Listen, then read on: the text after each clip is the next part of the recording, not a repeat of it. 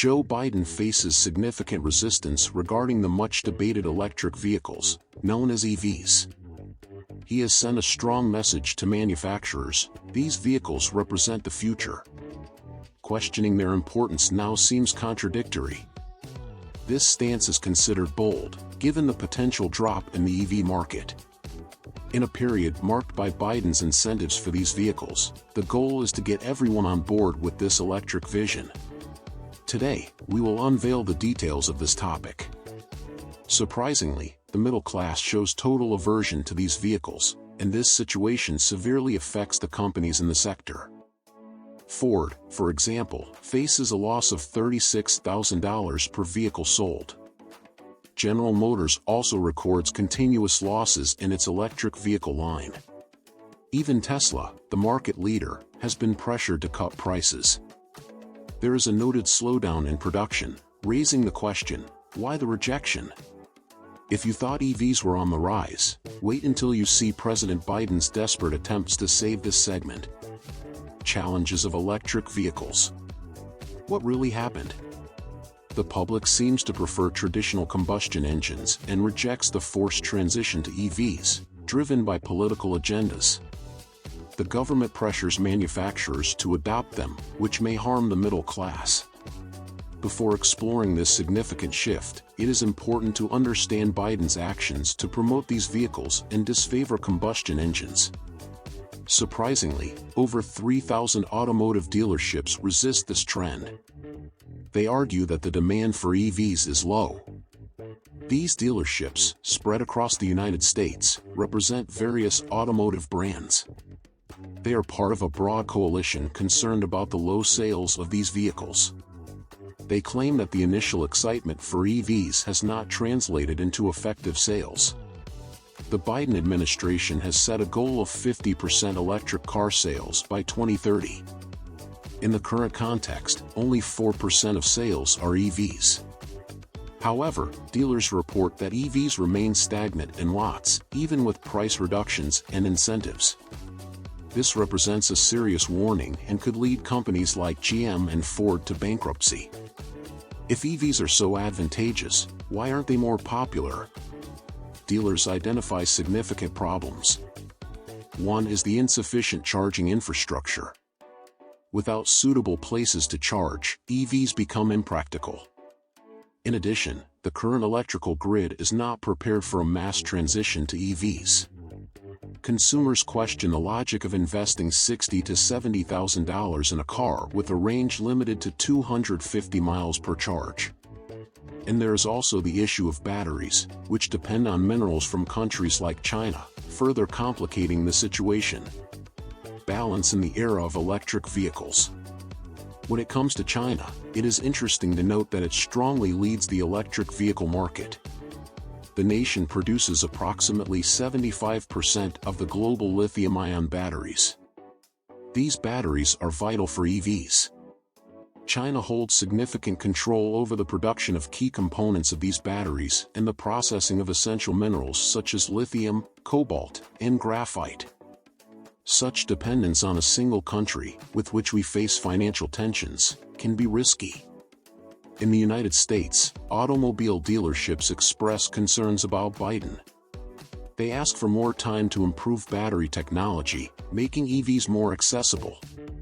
In addition, they seek for the United States to develop its mineral resources. They want the public to adopt EVs voluntarily, not by regulatory imposition. Looking at the statistics, gasoline cars accounted for 93% of new vehicle sales in 2022. Furthermore, EVs are still more expensive and less efficient than other options. Major manufacturers, such as Ford and GM, are rethinking their strategies. Ford scaled back plans for a battery factory in Michigan, reducing the production of lithium iron phosphate batteries by more than 40%. GM adjusted its EV production goal in light of slower sales growth. Both have halted production of models like the F-150 Lightning EV and Chevy Silverado EV. Dealers warn that forcing the transition to EVs without adequate infrastructure and market readiness could be harmful. Balance is needed, considering consumer demand, technological readiness, and economic impacts. They urge Biden to reassess the speed of this transition, avoiding promoting it solely for personal gain. On the other hand, the Biden administration is committed to promoting EVs, focusing on adoption, infrastructure development, and strengthening domestic manufacturing. Critics note that these initiatives may prioritize the advancement of EVs over accessibility, suggesting potential personal or political gain. The current strategy may be more geared towards promoting a positive image than addressing practical matters, such as the high costs of these vehicles. The future of electric vehicles. The ambitious goal of electric vehicle sales proposes that 50% of new vehicle sales be electric by 2030. This is a bold decision that shows commitment to these vehicles. However, it does not solve the high initial costs for consumers. The EV charging plan is essential for their adoption. Nonetheless, it is a long-term infrastructure project and does not reduce the immediate financial burden on potential buyers. Currently, this issue is not being directly addressed. Regarding domestic EV manufacturing, the Biden administration allocated nearly $9 billion to Ford. Moreover, it restricted foreign brands from taking advantage of tax incentives, sending the message of preference for American products, even if they cost $20,000 more. These measures lay the groundwork for an EV future but seem more focused on the bigger picture and industry support. However, the plan faces challenges, as American families do not show great enthusiasm for adopting them. Large companies like GM and Ford feel the pressure. They have invested billions in EV production and are now reevaluating. GM hesitates to increase its production of electric trucks, and Ford cuts investments in its Michigan plant. Faced with EVs accumulating in lots, dealerships cut prices.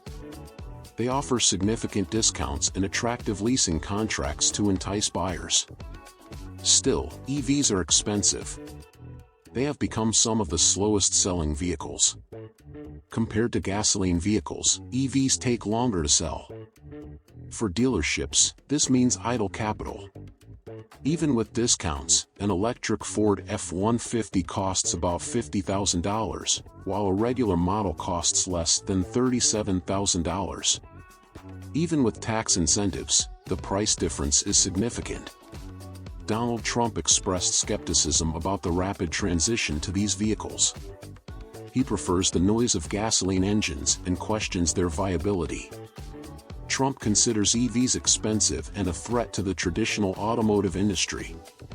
He advocates economic nationalism and believes that EV mandates could harm the American auto industry, highlighting the high costs and practical implications.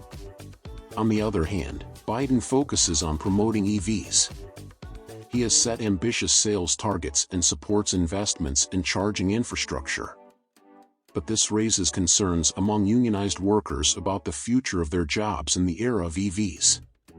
The push for electric vehicles could hurt the market if manufacturers ignore consumer needs, focusing only on political guidelines. There may come a time when traditional manufacturers face serious difficulties. The question is, do electric vehicles represent the only future, or do hybrid vehicles still have a chance? Leave your opinion in the comments and don't forget to see what others are commenting as well.